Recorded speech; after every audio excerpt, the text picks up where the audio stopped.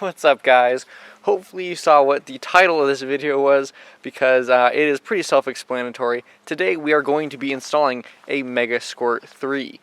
This is the Goldbox. You can get it from Felix Hamilton on Facebook. I believe he also goes under Hamiltuned. So go ahead and look him up. There's a couple different versions you can get. You can get just like the very bare bones, just the ECU and a wiring harness, which is what I did because that's the cheapest. Or you can get him to build the custom harness for you already.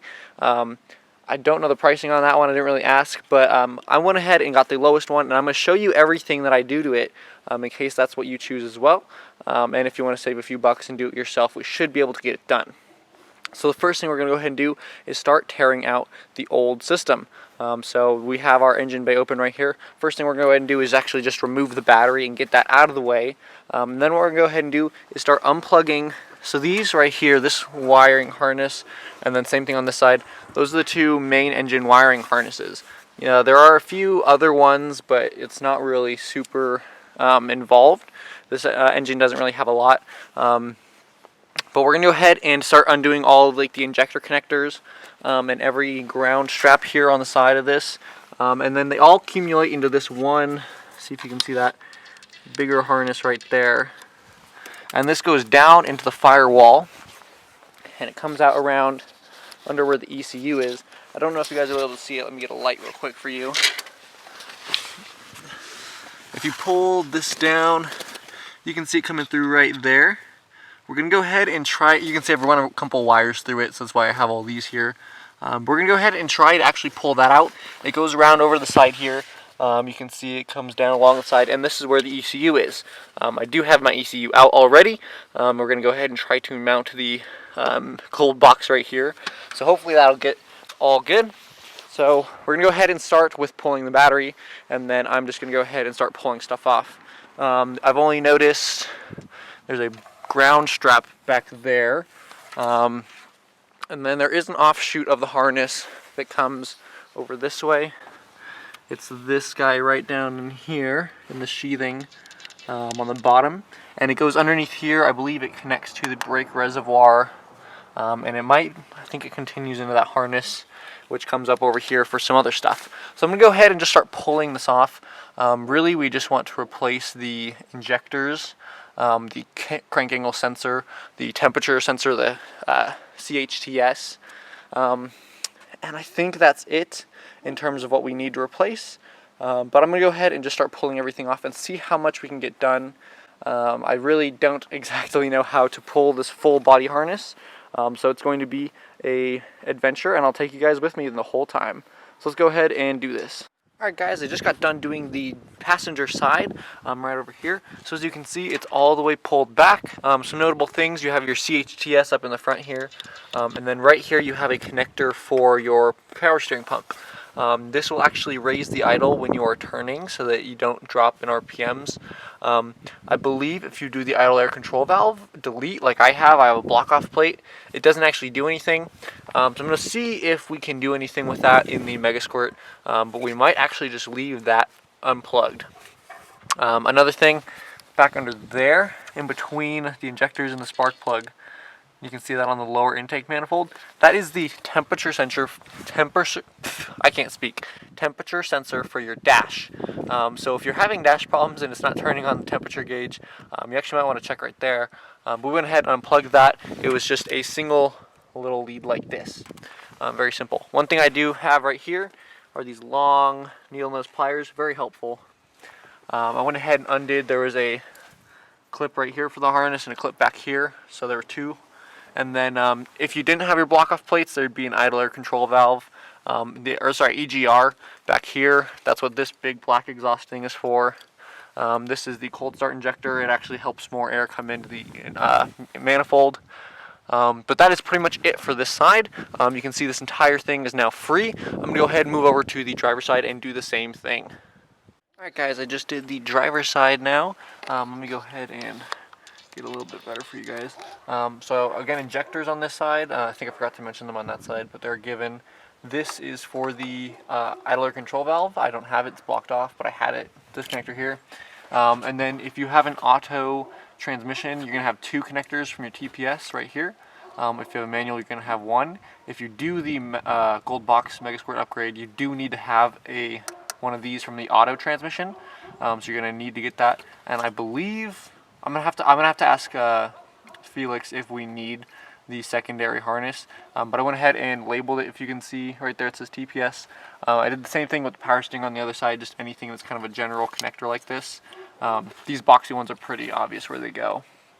But pretty much everything from this side. The AC plugs into this right here, and that is pretty much it. There was this guy, I forget what it is. I've unplugged it and I haven't run it for a while. I think it went to something down here that I deleted, but that's pretty much it for this side. So I'm going to go ahead and try to kind of massage all of these up and out. We have the cruise control throttle right here. Sorry, you can't really see that. The cruise control throttle and a couple of vacuum lines. So we're going to go ahead and try pulling those harnesses up over to that side, kind of where the grommet is. And then we're going to go ahead and try tackling the harness that comes back around here. And I couldn't quite see if one of them that attaches goes down this rail or not, or if it's just on that side. But we're going to go ahead and just kind of start kind of loosely looking where everything is going, because it's a little more easy to do it when everything is in one spot. So I'm going to go ahead and just try to get everything over to one side right now. Real quick, guys, I forgot to mention, you can see those two wires right there. They go to a ground on the back, just one of those 10mm bolts, kind of like this guy right here. Go ahead and take that one off as well. I don't think there was just the ground on the front right here on the other side, and then that ground on that side, but that should be it. Alright guys, a few other things that I forgot, or just one really other thing on this side here. It goes back down under here. Over there is the stock O2 sensor. I forgot about that because I don't run a stock O2 anymore, but it would have gone down right into there. So go ahead and pull that up as well. Go ahead and disconnect your O2 if you still have it. And then for the one that came over here, you can see this is it right here. I went ahead and actually just cut it. So the reason I cut it was because it runs all the way down over to there, and it is just really, it would be almost impossible to pull all the way out. I'm trying to not cut as many of these zip ties as I can. You can see I cut those ones, but they're pretty accessible, so I should be able to go ahead and secure any harness I need back. But I'm pretty sure this harness here only did a few things. There's a few connectors down there. I forget what it's for. I think it was like a fan of some sort, but I don't remember. They're not needed anymore, but there's two of them and they hang down kind of where the cross member is. I'd have to go back and watch or figure out what I did when I moved everything over. I really can't remember. But the only other thing it does, oh, that's what they were for. They came up here for all this emission stuff. So they were actually, I guess they just fell down that way. But they were a bunch of emission stuff, as well as the MAF. So the MAF and the emissions things are the only things that this little harness actually does. So I went ahead and just cut it here, and I'm probably going to end up cutting it in like 3 or 4 different sections in order to get it out. Because you can see it travels with this larger harness right here, all the way down, and the larger harness has those zip ties on it, and I really don't want to cut them. So I'll probably just end up taking it out in sections because I don't need it anymore. We're going to be running a MAP sensor. That's a manifold air pressure sensor. So we don't need the MAF anymore. But that should be it. You can see I went ahead and pulled the harness over this way. And now this one main stock right here is the only thing going straight down. I need to still verify that's the only one going through that grommet. If it is the only one going through that grommet, we can go ahead and start working from there. From the inside in order to get it out. We'll probably go ahead and pull it from the inside out, just because that is a rat's nest of wires that we do not want to try feeding down there and get them out. But I'm going to go ahead and work on the rest of this harness just real quick in order to get it out. And then I'm going to go ahead and hop in the car and actually see if I can start pulling up the wiring harness. It's got a few zip ties inside as well, which kind of holds it to the firewall. And then we're going to see if we can get that grommet out. Alright guys, here we are on the inside once again. You can see this whole thing is now free. It is pretty much just kind of fit under there, and that was really the only thing holding it. There is one connector right here. It goes up into this big block. Go ahead and pull that out. Now this big thing needs, we need to do something with that grommet. This is a pretty large connector. So if we have to put it through, we're probably going to have to sandwich it and push it sideways. But what I'm thinking right now is that this connector gives the dashboard speed and, well, maybe not speed. I think speed is its own thing. I think this gives it tachometer reading, the coolant temp reading, and then possibly the reading for the fuel level, but I'm not 100% sure. So I'm going to go ahead and do a little digging, see if I can figure out if we need this. If we don't, the easiest thing is just going to be right back there. We're just going to cut the harness right in half, and then once we do that, we'll be able to pull half out through there to the engine bay, and then the other half will be in here. Just because there are these braces right here for the AC system, and it's pretty compact up there. It's going to be very difficult to get this whole mess of wires through. So I'm going to go ahead and see if we can cut this. If you're going to be saving your harness, you know, I guess you're going to have to just deal with it and try to get it through there. But I have no intention of keeping this 30-some-odd-year-old harness because it is, I think it's the root of all my problems.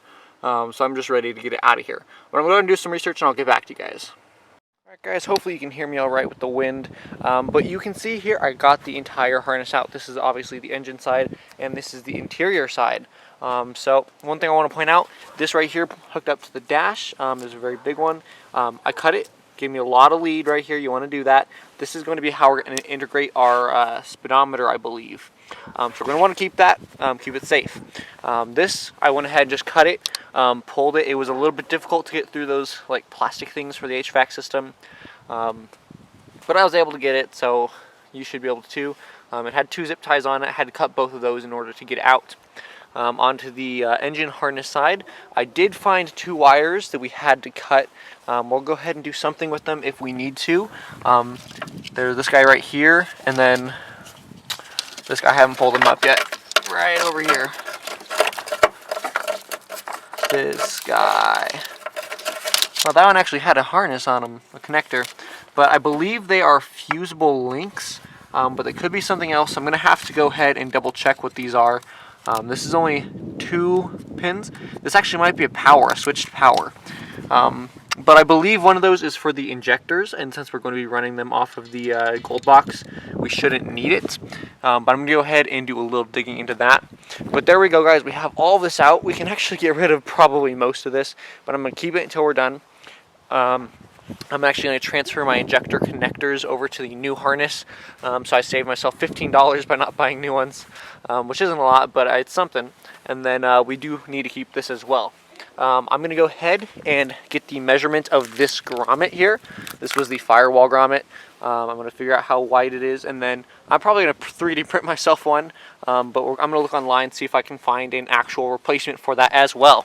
But there you go, guys. That is day 1 of the Goldbox upgrade, and so far it is going great. I'm super excited. It's a little chilly outside, so I'm ready to go inside. But there we go. We can actually got a lot of all this extra wiring right here that I no longer need.